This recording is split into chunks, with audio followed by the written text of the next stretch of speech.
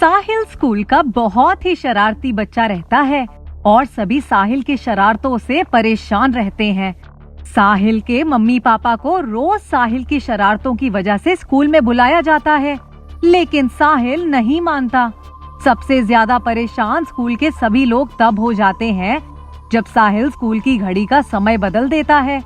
साहिल पर सब बहुत नजर रखते हैं, फिर भी साहिल घड़ी का समय बदल देता है। एक दिन क्लास में साहिल साहिल बहुत देर बाद क्लास के बाहर से आवाज आती है। Yes teacher. साहिल तुम कहाँ थे? टीचर मैं पानी पीने गया था। पानी पीने गए थे या घड़ी का समय बदलने? और टीचर जाती हैं और देखती हैं कि स्कूल की घड़ी का समय उनकी घड़ी के समय से मिल रहा है या नहीं। और टीचर देखती हैं कि दोनों घड़ी का समय एक ही है और वहाँ से चली जाती हैं। लेकिन 5 मिनट बाद ही लंच की घंटी बज जाती है, लेकिन लंच का समय तो नहीं हुआ होता। साहिल इतनी ही देर में जाकर घड़ी का समय बदल देता है। जब टीचर क्लास के बाहर आती है, अब प्रिंसिपल साहिल को बुलाते हैं। साहिल, ये बिल्कुल अच्छी बात नहीं है। सर मैंने कुछ नहीं किया। प्रिंसिपल साहिल को बहुत डांटते हैं और साहिल को कहते हैं, कल अपने माता पिता को लेकर आना। साहिल दूसरे दिन अपने माता पिता को लेकर आता है। साहिल के माता पिता प्रिंसिपल से बहुत माफी मांगते हैं, लेकिन साहिल नहीं मानता। उसी बीच साहिल के पिता विदेश जाते हैं और स्कूल की घड़ी से मिलती जुलती एक घड़ी लेकर आते हैं और प्रिंसिपल के पास जाते हैं और कहते हैं, आप पुरानी घड़ी हटा दीजिए और ये घड़ी वहाँ लगा दीजिए। लेकिन इससे क्या होगा? आपको कुछ दिनों में खुद ही पता चल जाएगा। प्रिंसिपल उस घड़ी को स्कूल में लगवा देते हैं। अब साहिल को समझ ही नहीं आता कि प्रिंसिपल आखिर ये घड़ी बदलवा क्यों रहे हैं, जबकि दोनों घड़ी एक जैसी हैं। फिर वो सोचता है, मुझे क्या करना, मैं तो घड़ी का समय बदलूंगा और खेलूंगा। अब कुछ दिन के लिए स्कूल की छुट्टियां लग जाती हैं। साहिल की खुशी का तो ठिकाना ही नहीं रहता। अब साहिल छुट्टियों में बहुत खेलता है, मस्ती करता है, लेकिन पढ़ाई बिल्कुल नहीं करता, ना ही होमवर्क करता। उसको लगता है वो स्कूल की घड़ी का समय बदल देगा तो उसका नंबर आने तक क्लास खत्म हो जाएगी। अब फिर से स्कूल शुरू हो जाते हैं। अब साहिल फिर उस घड़ी के पास जाता है और जैसे ही घड़ी को हाथ लगाता है, बहुत तेज रोने लगता है। साहिल का रोना सुनकर सब साहिल के पास आ जाते हैं। टीचर साहिल को पूछती है, क्या हुआ, रो क्यों रहे हो? टीचर मैं फिसल गया जमीन पर तो मुझे लग गई। साहिल संभाल कर चला करो। फिर टीचर की नजर घड़ी पर जाती है, लेकिन घड़ी का समय बिल्कुल सही होता है। उस दिन क्लास और स्कूल बिल्कुल सही समय पर चलते हैं। प्रिंसिपल और टीचर तो बहुत खुश हो जाते हैं। उन्हें लगता है शायद साहिल की शरारत कम हो गई, लेकिन साहिल बहुत परेशान हो जाता है। वह सोचता है, आखिर ऐसा क्या था उस घड़ी में जिसने मुझे धक्का मारा और मैं गिर गया। कल एक बार और स्कूल की घड़ी का समय बदलने की कोशिश करूंगा। और दूसरे दिन साहिल फिर जाता है और घड़ी का समय बदलने की कोशिश करता है, लेकिन उसके साथ फिर वही होता है। उसे लगता है घड़ी में भूत है जो उसे धक्का देकर गिरा देता है। वह डर जाता है। वह प्रिंसिपल को जाकर कहता है, सर जो आपने नई घड़ी लगाई है उसमें भूत है, उसने मुझे 2 बार धक्का दिया। प्रिंसिपल को समझ नहीं आता ये क्या बात कर रहा है।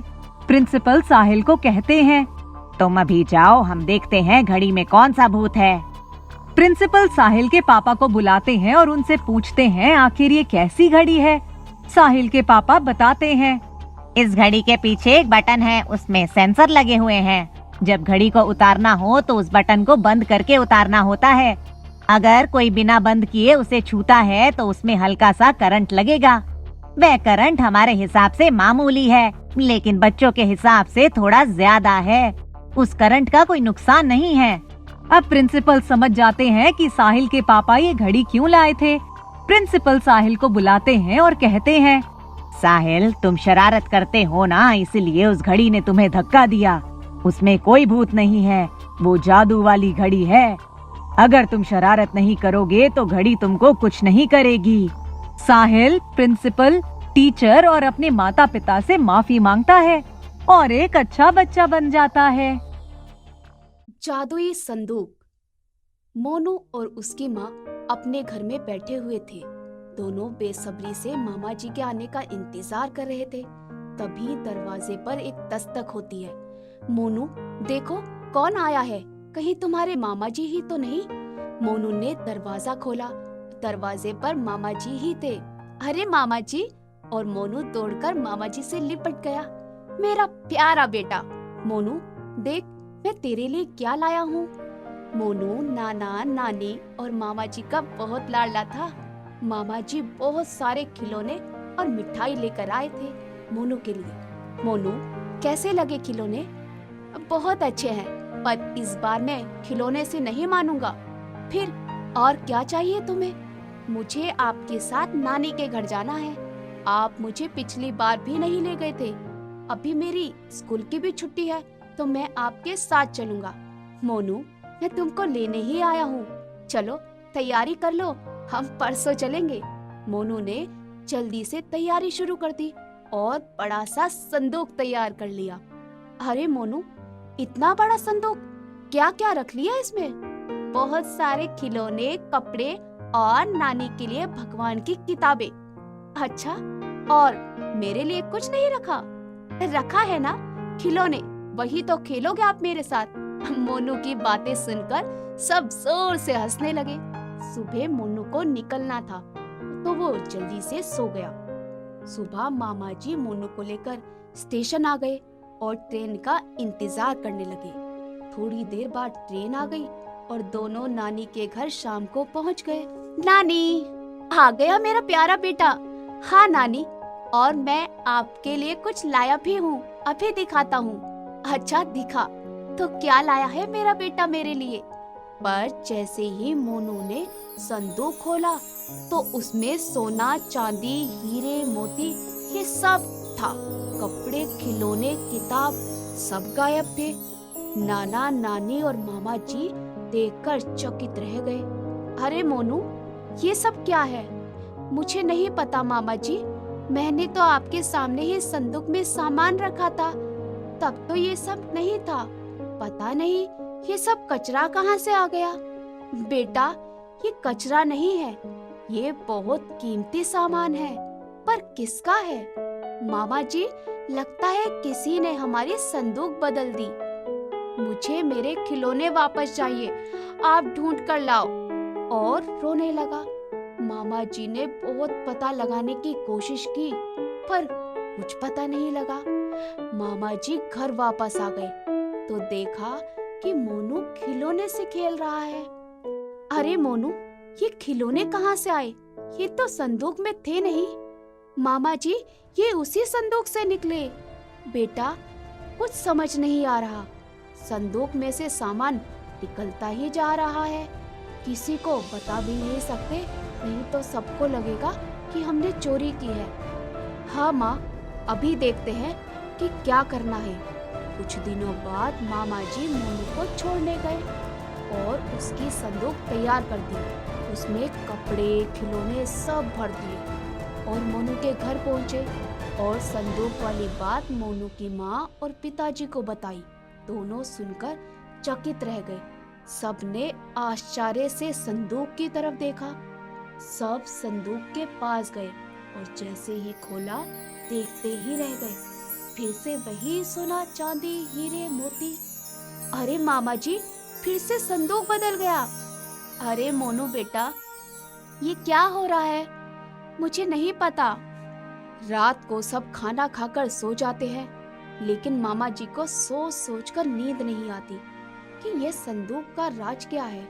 अचानक एक तेज रोशनी दिखाई देती है और आवाज आती है, तुम्हारे पिताजी मेरे बहुत बड़े भक्त हैं और बहुत दिनों से मेरा मंदिर बनवाने का सोच रहे हैं, पर पैसों के कारण नहीं बनवा पा रहे हैं। ये पैसा मंदिर के लिए लगाना और मंदिर में रोज गरीबों को खाना खिलाना और दान देना। और रोशनी गायब हो गई। सुबह मामा जी ने सबको ये बात बताई तो मोनू की माँ ने संदूक मामा जी को दे दिया और मामा जी अपने घर गए और बहुत बड़ा मंदिर बनवाया जिसमें रोज गरीबों को खाना खिलाया जाता, दान दिया जाता था और संदूक कभी खाली नहीं हुआ। संध्या अपने माता पिता के साथ टीकमपुर गांव में रहती थी। संध्या भगवान की बहुत पूजा करती थी और वे रोज सुबह शाम मंदिर जरूर जाती थी। संध्या की माँ सौतेली थी।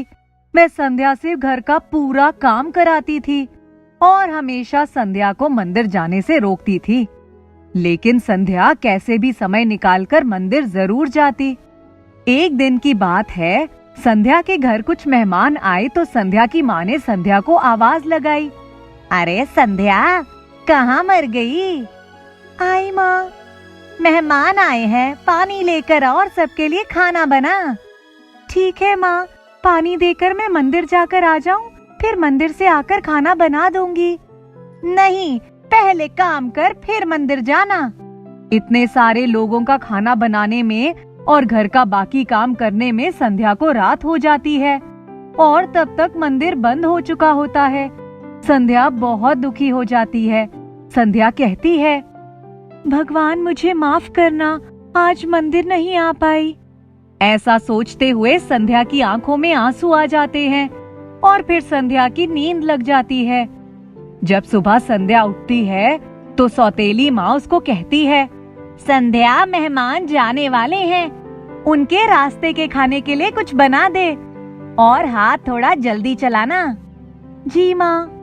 अपनी बेटी की ऐसी हालत देखकर संध्या के पिताजी को बहुत बुरा लगता है, लेकिन बीमार होने के कारण वे संध्या की सौतेली माँ से कुछ नहीं बोल पाते और उन्हें सब कुछ चुपचाप सहना पड़ता है। अब कई बार ऐसा होने लगता है कि मंदिर जाने के समय संध्या की सौतेली माँ उसको कई काम बता देती है, जिसकी वजह से संध्या मंदिर नहीं जा पाती। एक दिन संध्या की सौतेली माँ संध्या को कहती है, संध्या, जाकर बाजार से सब्जी लेकर आ, ये ले 20 रुपए और कम से कम रुपए में सब्जी लेकर आना। लेकिन माँ 20 रुपए में तो बहुत ही कम सब्जी आएगी। मुझे कुछ नहीं पता, 3 दिन की सब्जी इन्हीं पैसों में लेकर आ।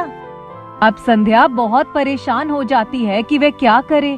सोचते सोचते बाजार पहुंचती है, लेकिन इतने कम पैसों में तो 1 दिन की सब्जी आना भी मुश्किल हो जाता है। तभी उसे एक बुढ़िया मिलती है। वह संध्या को परेशान देखकर पूछती है, क्या हुआ बेटा, परेशान क्यों हो? मेरी माँ ने मुझे सब्जी लेने के लिए कहा है और सिर्फ 20 रुपए दिए हैं। इतने कम रुपए में अब मैं कैसे सब्जी लूं? परेशान मत हो, यहाँ से थोड़े ही आगे एक बहुत बड़ा बाजार लगता है, वहाँ जाओ, वहाँ तुमको सस्ती सब्जी मिल जाएगी। संध्या खुश हो जाती है और उस बाजार में चली जाती है। वहाँ सच में सब्जी बहुत सस्ती होती है। संध्या वहाँ से सब्जी लेती है और उसके कुछ पैसे भी बच जाते हैं। वापस लौटते समय संध्या को मिट्टी का एक बहुत ही सुंदर मंदिर नजर आता है। संध्या सोचती है, क्यों ना मैं ये मंदिर ले लूं, इससे मुझे मंदिर भी नहीं जाना पड़ेगा और मैं घर में किसी भी समय पूजा कर सकती हूँ। और वे बचे हुए पैसों से मंदिर खरीद लेती है और वे घर जाती है। आ गई, इतना समय कैसे लग गया? वो इस बाजार में सब्जी बहुत महंगी थी और थोड़े आगे एक और बाजार लगा था, वहाँ से सब्जी लेकर आई हूँ। ठीक है, अब जल्दी से जा और खाना बना, बहुत भूख लग रही है। संध्या वहाँ से चली जाती है और मंदिर को चुपचाप अपने कमरे में रख लेती है। अब संध्या अपने घर में भगवान की पूजा करती है। संध्या की सौतेली माँ को शक होता है कि संध्या आजकल मंदिर नहीं जाती। जब सौतेली माँ संध्या के कमरे में जाती है तो मंदिर देखकर आग बबूला हो जाती है। संध्या, तू ये मंदिर कब लाई और इसके पैसे कहाँ से आए? संध्या सौतेली माँ को सच बता देती है तो वह बहुत गुस्सा होती है। उसी दिन संध्या की सौतेली माँ मंदिर को नदी किनारे रख आती है और सोचती है, मैं भी देखती हूँ कि अब संध्या पूजा कैसे करेगी। लेकिन जैसे ही सौतेली माँ घर आती है, देखती है कि संध्या तो उसी मंदिर के सामने भगवान की मूर्ति की पूजा कर रही होती है। संध्या की सौतेली माँ डर जाती है। अब सौतेली माँ सोचती है, मैं इस मंदिर को पानी में डाल दूंगी तो इस मंदिर की मिट्टी गल जाएगी और ये टूट जाएगा। जैसे ही सौतेली माँ मंदिर को पानी में डालने जाती है, खुद ही पानी में गिर जाती है और मंदिर वापस घर में पहुंच जाता है।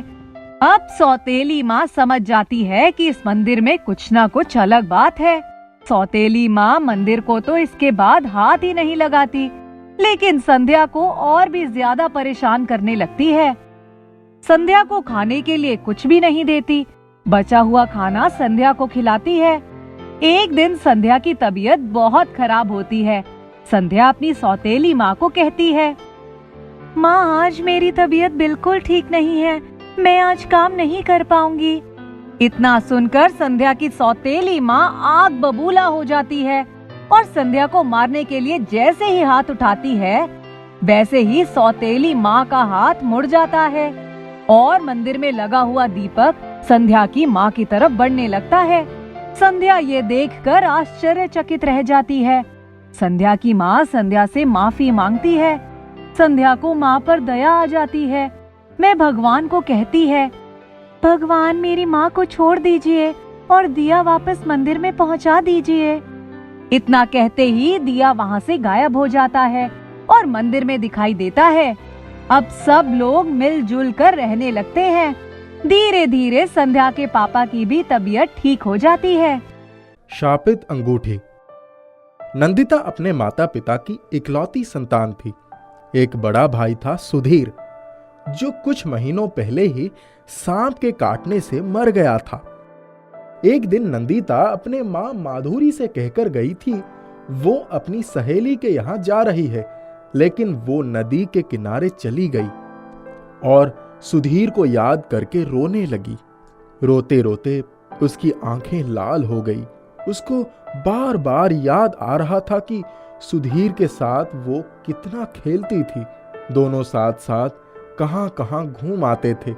पेड़ पर चढ़कर वो आम तोड़ता और वो इधर उधर भागकर आम उठाती। एक बार तो आम ऊपर से फेंकने में उसकी नाक पर ही चोट लग गई थी। तब सुधीर ने कहा कि घर में नहीं बताना कि मैं पेड़ पर चढ़कर आम तोड़ रहा था, वरना तुझे कभी अपने साथ नहीं लाऊंगा। वो रोते रोते घर आई। माधुरी के पूछने पर उसने बता दिया कि वो गिर गई थी।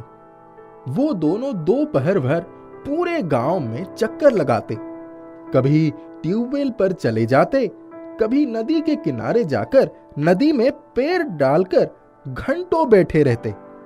अचानक सुधीर के चले जाने से उसकी सारी दुनिया ही बदल गई थी। जब वो घर आई तो माधुरी उसका उदास चेहरा देखकर बोली, क्या हुआ? कहाँ से आ रही हो? वो माधुरी की गोद में सिर रखकर सुबकने लगी। तो नदी के किनारे क्यों जाती है बेटा? वो हम सबको छोड़कर चला गया। अब सबको याद करके अपनी तबीयत मत खराब कर। जीवन तो जीना ही है। यह कहते कहते माधुरी का गला रुद्ध हो गया। माधुरी ने नंदिता को चुप कराया, फिर उसको खाना दिया। थोड़ी देर बाद ही वो सो गई। वैसे तो नंदिता बहुत ही हंसमुख और चुलबुली थी। हर किसी के साथ घुल मिल जाती थी, दूसरों को हंसा हंसा कर पागल कर देती थी। उसकी एक आदत से सभी लोग बहुत परेशान रहते थे।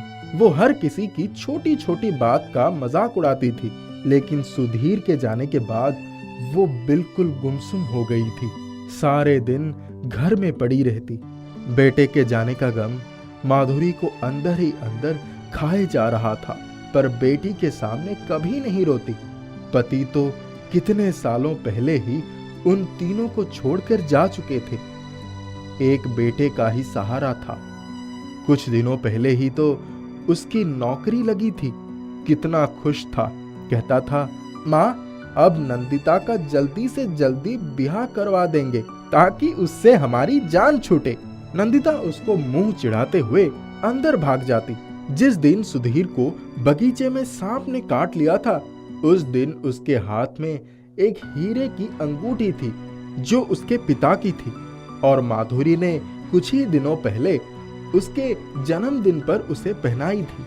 माधुरी ने उस दिन उसके हाथ से वो अंगूठी निकालकर फेंक दी थी और नंदिता से रोते हुए बोली थी, ये अंगूठी शापित है।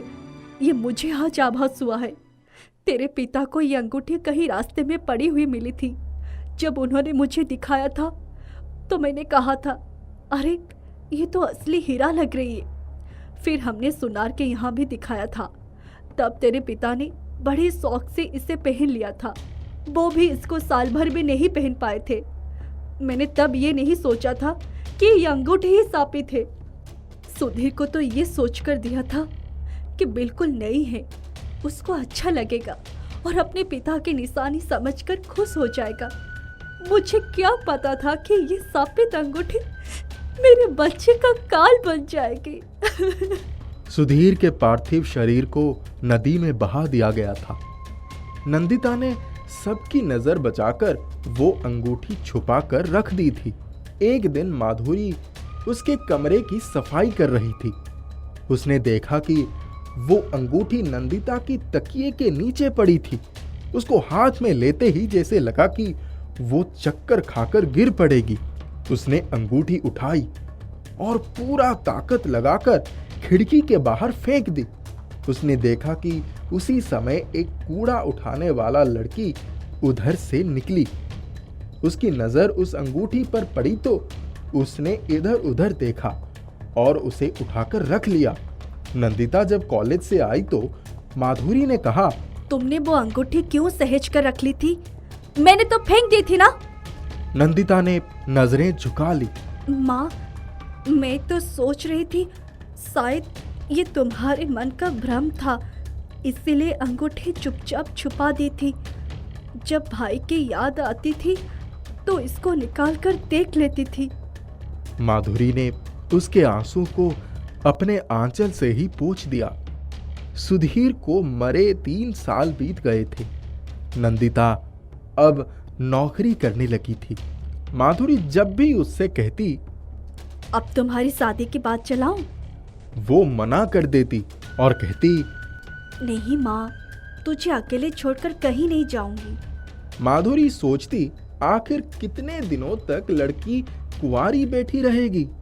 एक दिन नंदिता के ऑफिस जाने के बाद माधुरी दोपहर में जाकर लेटी ही थी कि तभी दरवाजे की कुंडी खटकी। जब वो बाहर गई और जो कुछ देखा उस पर विश्वास करना आसान नहीं था। उसके सामने उसका बेटा सुधीर मैल कुचेले कपड़ों में खड़ा था। उसको देखते ही वो बार बार उसको छू छू कर देखने लगी। माँ, मुझे पानी पिला दो। उसकी आवाज सुनकर जैसे वो होश में आई और बोली, हाँ हाँ, अंदर आओ बेटा। और भागकर पानी ले आई। माँ, मुझे नदी में से किसी बंजारे की टोली ने निकाला था। उसमें कोई सांप का जहर उतारने वाला भी था। उसने देखते ही पहचान लिया कि मुझे सांप ने काटा है। उसने कई दिनों तक कोशिश करके आखिर मेरे शरीर में जान फूंक दी। तब से 4-5 महीनों तक मेरी बहुत सेवा की। मुझसे जब पूछा कि तुम कौन हो, तब मैं कुछ नहीं बता पाया। शरीर में प्राण तो आ गया था, पर याददाश्त चली गई थी। उस दिन से उन्हीं लोगों के साथ शहर शहर घूमता रहा। 4 दिन पहले ही मैं अचानक बेहोश हो गया और जब होश में आया सब कुछ याद आ गया। मैंने उन्हें इसका आभास नहीं होने दिया और उस दिन से वहां से भागने की कोशिश करते करते आज यहाँ आ पाया हूँ। सुधीर के चेहरे पर घबराहट थी। अगर वो लोग तुम्हें ढूंढते हुए यहाँ आ गए तो? तब की तब देखी जाएगी। माँ, अभी कुछ खाने को दे दो। माधुरी ने बेटे को गले से मिला लिया और रसोई में उसके लिए कुछ बनाने के लिए चली गई। शाम को जब नंदिता घर आई और कमरे में माँ के साथ सुधीर को बैठे देखा, पागलों की तरह उसे देखती रह गई। सुधीर ने वही सारी बातें दोहरा दी जो माँ को बताई थी। नंदिता को अपने कानों पर विश्वास ही नहीं हो रहा था। वो भागकर भाई के गले लग गई। भाई, हमने तुम्हारे बिना कैसे जिंदगी के ये 3 साल काटे हम ही जानते हैं। माँ, शायद इसीलिए सांप के काटने पर शरीर को नदी में प्रवाहित करने का नियम होगा। तुम ठीक कहती थी माँ, वो अंगूठी सापित ही थी।